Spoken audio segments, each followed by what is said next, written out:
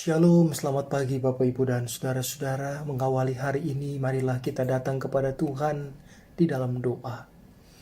Mari kita berdoa. Bapa, kami mengucap syukur, berterima kasih untuk kebaikan-Mu. Untuk satu hari lagi Tuhan masih memberikan kepada kami kesempatan. Biarlah Kau membimbing kami terus Tuhan, melalui firman-Mu yang kami renungkan. Terima kasih Tuhan.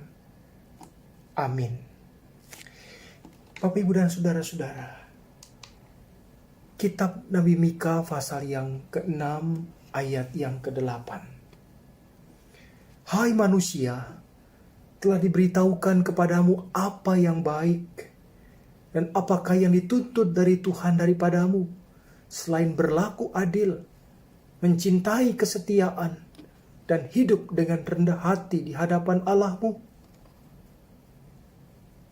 Saudara-saudara yang Tuhan kasihi, suatu hari ketika Raja Alfred yang baik dari Inggris dipaksa melarikan diri dari pasukan musuh, ia menyembunyikan dirinya di sebuah hutan. Di dalam hutan itu ada sebuah gubuk kecil, dan Alfred bertanya kepada seorang wanita yang tinggal di sana, apakah ia boleh masuk dan beristirahat.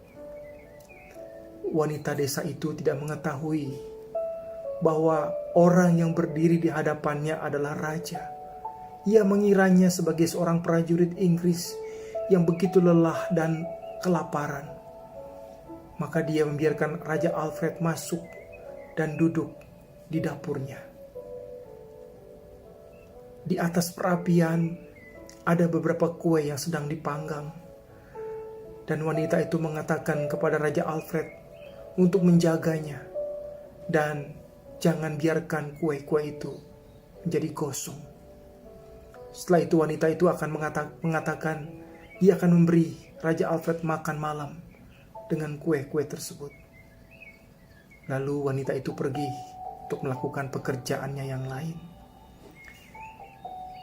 Pada mulanya Raja Alfred mengamati kue-kue itu secara hati-hati. Ketika suatu sisi sudah matang, ia membalikkan sisi yang lain ke perapian. Tetapi saat sedang menunggu, ia mulai berpikir tentang negerinya, tentang rakyatnya yang miskin.